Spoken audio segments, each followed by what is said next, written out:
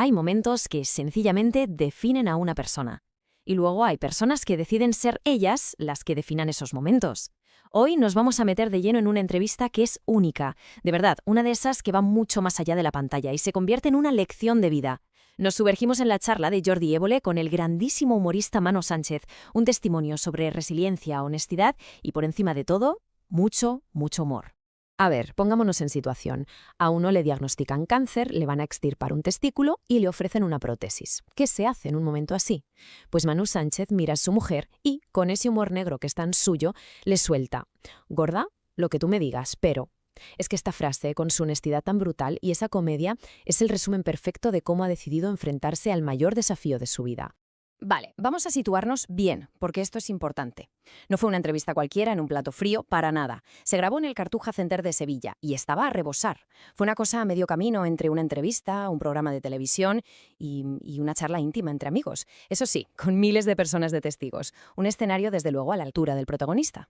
Es que Manu Sánchez era, y sigue siendo, una de las figuras más queridas de Andalucía y de toda España. Un comunicador brillante, un cómico rapidísimo, siempre con la sonrisa puesta. Pero claro, en el mejor momento de su carrera, la vida le tenía preparado el guión más inesperado, y sin duda, el más complicado de todos. Y así, de repente, llegamos al nudo de esta historia. Un giro de guión dramático que lo iba a cambiar absolutamente todo y que pondría a prueba no solo su cuerpo, sino también su mente y su espíritu. Sin rodeos, esta es la palabra que se instaló en su vida: cáncer. Un diagnóstico que te enfrenta cara a cara con lo frágil que es la existencia y que te obliga a replanteártelo todo, de arriba a abajo. Para un hombre que vive de la palabra y de la alegría, tuvo que ser el silencio más atronador que se pueda imaginar. Durante la entrevista, Manu no le saca el cuerpo a la oscuridad, para nada. Habla con una honestidad que es que te desarma, sobre los pensamientos que le venían en los momentos más bajos de la enfermedad. Y lo interesante aquí es cómo no esconde el miedo, al contrario, lo expone, lo analiza y al final lo usa casi como combustible. El clímax de toda esta lucha fue una operación crítica. Manu contó cómo fueron esos minutos previos, ese momento de soledad absoluta antes de entrar al quirófano sin saber si iba a volver a salir. Es justo ese instante en el que la comedia se para en seco y solo queda la verdad más cruda. Pero a ver, ¿qué hace un cómico cuando la vida le cuenta el peor chiste posible? Pues usar su mejor arma, claro. Vamos a ver cómo el humor no fue solo una vía de escape para él, sino que fue una auténtica herramienta de combate. El humor negro es lo suyo. Pero ojo, no se trata de reírse de la tragedia, sino de reírse a pesar de ella. Es una forma de quitarle poder al miedo, de mirar a la muerte a los ojos y soltarle un chiste. Así que el punto clave aquí es que para Manu, hacer comedia sobre su cáncer era una forma de rebelarse, de no dejar que la enfermedad ganara. Y toda esta experiencia, que es tremenda, lejos de encerrarlo en sí mismo, le abrió los ojos de una manera completamente diferente. Su perspectiva sobre la sociedad, la política, la identidad andaluza, todo se agudizó. Se volvió más incisiva, más profunda que nunca. Es una pregunta que nos podríamos hacer todos, ¿verdad? Cuando uno se enfrenta a su propio final, ¿qué es lo que de repente se vuelve importante? ¿Qué tonterías se quedan por el camino? Bueno, pues para Manu, la respuesta fue una claridad sorprendente sobre lo que de verdad cuenta. Y esa nueva claridad se ve en cómo ve el mundo. Defiende una Andalucía que es alegre, sí, pero también profunda y seria, muy lejos de los clichés. Denuncia que se nos está olvidando la lucha de clases y señala la hipocresía de cómo tratamos a los inmigrantes según el dinero que tengan. E incluso tiene tiempo, ahí con Évole, para trazar un plan de broma para hacer rabiar al digital OC Diario. Y para que nos hagamos una idea de la magnitud del evento, fijémonos en quién estaba entre el público. Porque no era un público cualquiera, ¿eh? Allí estaba el presidente de la Junta del Partido Popular, la vicepresidenta del Gobierno del PSOE y el exdiputado y sindicalista Diego Cañamero. O sea, un espectro político completísimo, todos escuchando con atención. Esto demuestra que el mensaje de Manu va mucho más allá de las ideologías. Ya vamos llegando al final de este análisis, y es muy importante recalcar por qué este momento fue tan especial, tan único. Lo que se vio allí no fue solo a un periodista haciendo preguntas y a un invitado respondiendo. No, fue una pieza de teatro en vivo, un monólogo compartido que se convirtió en una especie de catarsis colectiva, una demostración de que la vulnerabilidad, cuando se comparte con honestidad, se convierte en una fuerza que es arrolladora. Y terminamos con esta pregunta, que en el fondo es la esencia de todo lo que hemos visto. La historia de Manu Sánchez nos obliga a planteárnoslo. Quizás la risa, sobre todo esa que nace del dolor, no es una simple distracción. Quizás es la forma más valiente y más lúcida de plantarle cara a la adversidad. Una reflexión para que nos la llevemos puesta. Bienvenidos a El Debate, nuestro espacio de dialéctica y contraste de perspectivas. Hoy nos adentramos en un análisis sobre dónde se cruzan exactamente el trauma personal más severo, la crítica sociopolítica y, de manera bastante sorprendente, el formato del espectáculo cómico de masas. Sí, y no hablamos de un concepto abstracto, sino que tomamos como base documental un evento muy particular. Estamos hablando de la grabación en directo de Lo de Évole, protagonizado por el comunicador y cómico andaluz Manu Sánchez. Todo esto frente a un Cartuja Center de Sevilla, lleno hasta la bandera, 3.000 personas en el patio de butacas. Exacto, 3.000 personas. Y la cuestión central que vertebra nuestro análisis de hoy es muy clara. Es decir, el uso del humor negro y la teatralidad de un directo así logran profundizar de verdad nuestra comprensión de realidades tan brutales como un cáncer a vida o muerte y la desigualdad de clases. ¿O acaso este formato de puro entretenimiento diluye inevitablemente la gravedad de esos temas? Mi postura fundamental, y lo que voy a defender hoy, es que esta fusión de comedia y vulnerabilidad extrema es un vehículo muy riguroso, accesible y profundamente honesto para revelar la verdad social y personal. Y mi postura desde la otra orilla es que empaquetar temas tan dolorosos y tan complejos en un formato de entretenimiento masivo acaba neutralizando su impacto real.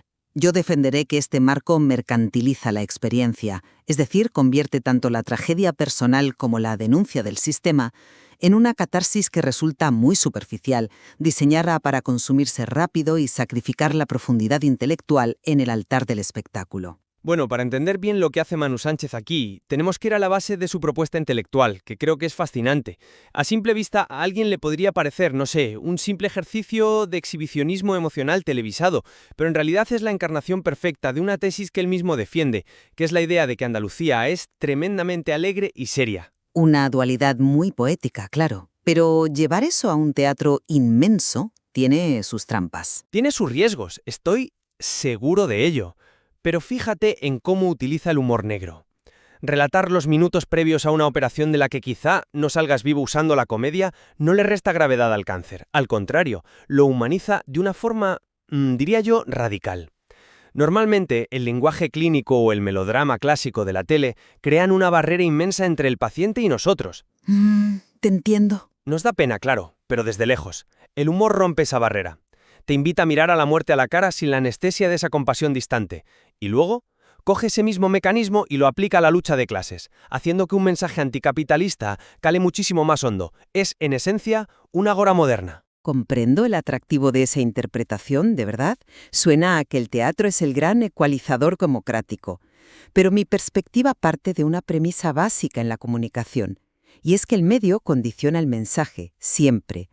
Cuando tú conviertes una experiencia oncológica tan cruda y un análisis marxista en un evento escénico con miles de entradas vendidas, estás priorizando, por pura necesidad de formato, el efecto teatral sobre la introspección genuina. Pero a ver, ¿por qué tiene que estar reñido el efecto teatral con la introspección? El teatro nació precisamente en la antigua Grecia para eso. Porque entramos de lleno en el terreno de la espectacularización de la vida. Y hay una contradicción insalvable aquí. Por un lado, se enarbola un discurso contra el olvido de la clase obrera, y por otro, sobre ese mismo escenario, se negocian en tono de broma futuros programas de late night. Se llega a mencionar lo de sustituir a Broncano. Todo esto mientras se diseña el contenido explícitamente para ser viral. Básicamente estamos convirtiendo el peor momento de la vida de una persona y la lucha social en un producto para ganar audiencia y consolidar una marca personal. Entiendo por qué piensas así, pero permítame ofrecerte una perspectiva diferente sobre cómo funciona realmente este tipo de humor frente al trauma médico. No es un simple producto de marketing. Si miramos la evidencia del material, tenemos que pararnos en los pensamientos de Sánchez en sus peores momentos. ¿Recuerdas la anécdota de la prótesis? Nada. Es una ventana abierta de par en par a una mente humana que se está enfrentando a la mutilación física y a la muerte inminente.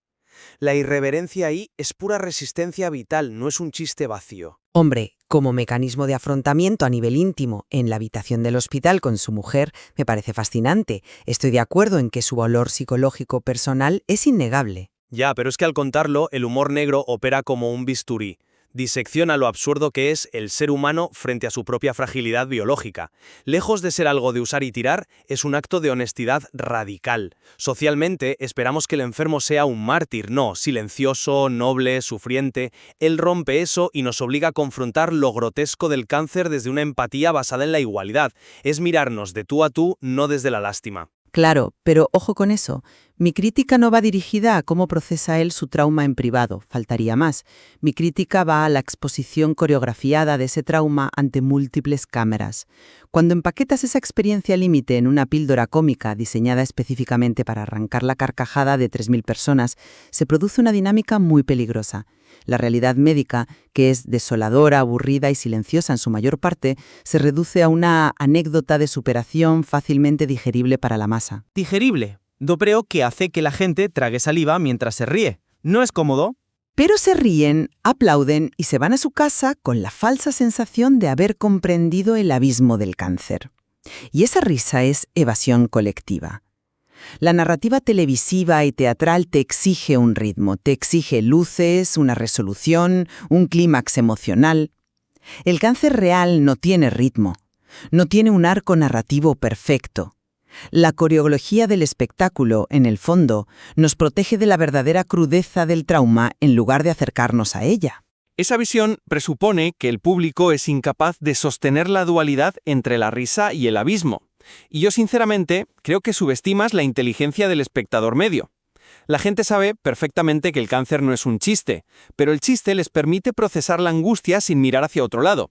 Pero bueno, traslademos este mismo bisturí del que hablamos al segundo gran eje del evento, que es la crítica sociopolítica. Aquí es donde la fricción entre el formato y el mensaje se vuelve aún más evidente para mí. Pues yo creo que es justo donde más brilla la propuesta. Sánchez utiliza esa misma agudeza cómica para diseccionar la sociedad española.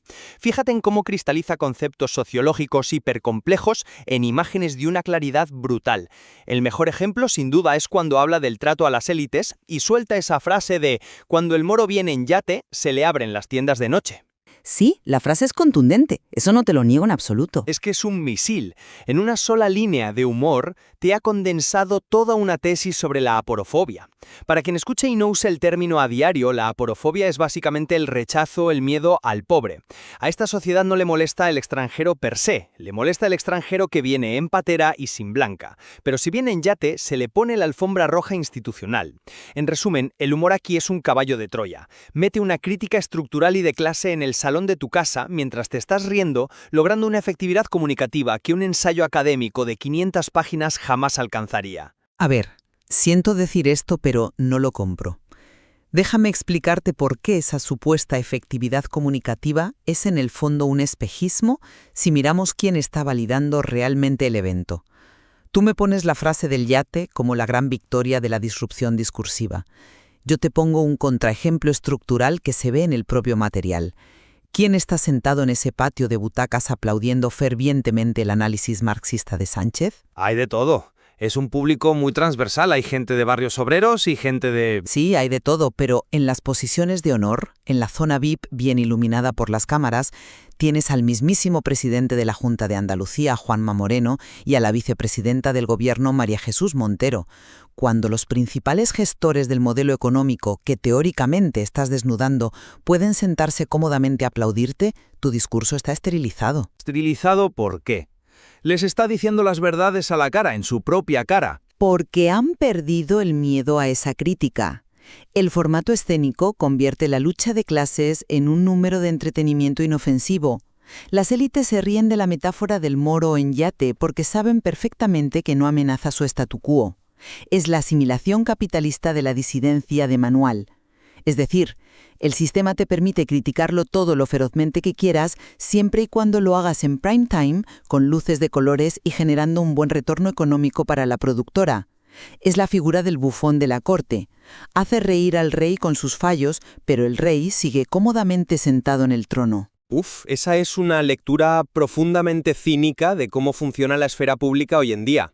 Que Juanma Moreno o María Jesús Montero estén allí presentes no esteriliza la crítica, yo digo que la legitima.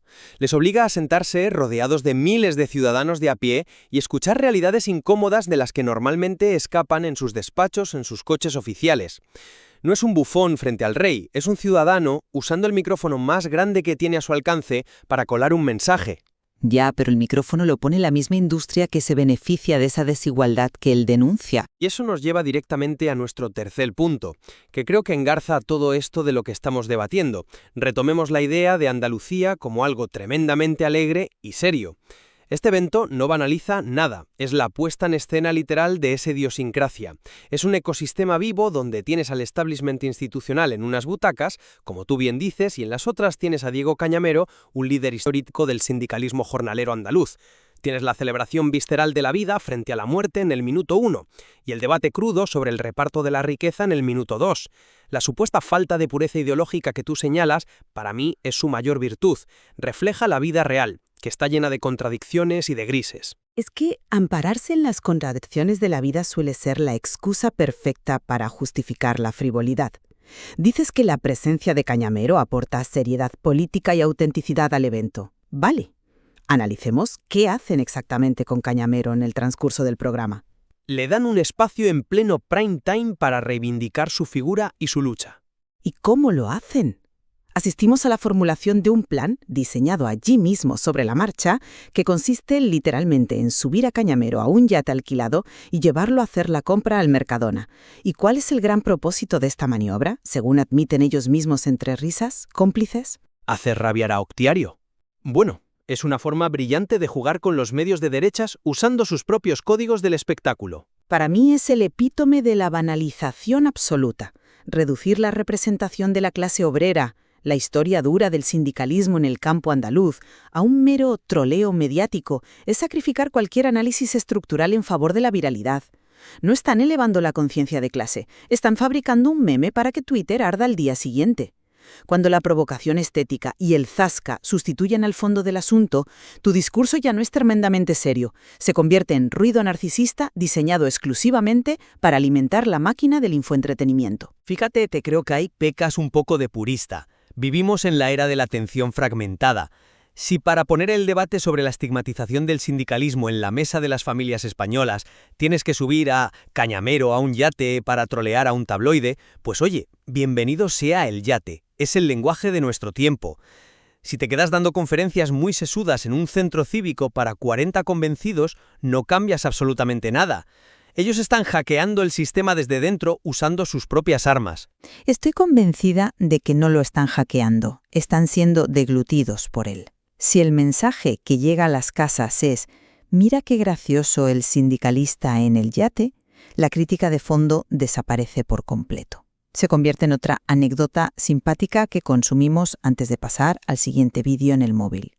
El medio tritura el mensaje político y nos lo devuelve en forma de confeti inofensivo. Bueno, creo que hay subestimas de nuevo al público. El confeti llama la atención inicial, pero cuando cae, la idea de fondo se queda sembrada. Para ir resumiendo un poco nuestras posturas a la luz de este intercambio, yo me reafirmo totalmente en mi análisis. La intersección entre el dolor absoluto, la comedia y la política que vemos en este formato refleja lo fascinante y lo tremendamente compleja que es la naturaleza humana. Lo que nos demuestra Mano Sánchez con este ejercicio es que no necesitamos encerrarnos en la solemnidad académica, ni en el silencio opresivo de un hospital, para hablar de la muerte o de la injusticia social. Al democratizar estos debates mediante el gran espectáculo y el humor negro, se logra un impacto emocional masivo. Y esto permite que la sociedad comparta la reflexión sobre la vulnerabilidad y la estructura de clases de una forma descarnada, muy accesible y sobre todo viva. Lo entiendo y valoro esa perspectiva. Por mi parte, yo mantengo mi advertencia sobre los límites del espectáculo. Que conste que reconozco y aplaudo sin reservas el inmenso valor humano, la resiliencia personal y el carisma indudable que desborda el material original. Pero me mantengo firme en esto. La teatralidad extrema corre el riesgo de anestesiarnos. Cuando convertimos la denuncia estructural en una mera excusa para ser virales y la cercanía de la propia muerte en un recurso de guión para llenar teatros repletos de la misma élite que fomenta la desigualdad, corremos el enorme riesgo de vaciar estos temas de todo su peso real.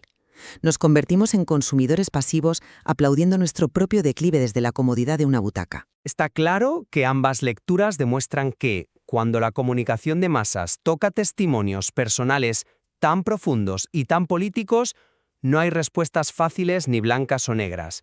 Hay una tensión constante y no resuelta entre el inmenso poder democratizador que tiene, sin duda, la comedia y los riesgos que tú apuntas de que la industria del entretenimiento lo asimile y lo diluya todo. Totalmente. Y es justo en esa fricción incómoda donde reside la verdadera riqueza de debatir esto.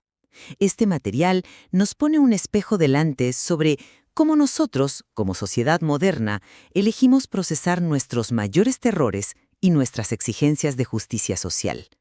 ¿Preferimos el silencio reflexivo o preferimos el ruido de los aplausos? Sin declarar ninguna postura como ganadora, invitamos a quienes nos escuchan a explorar el material original, a ver la intervención completa de Manu Sánchez en su contexto y a formular sus propias conclusiones frente a esta maraña de ideas tan interesante. Gracias por acompañarnos en el debate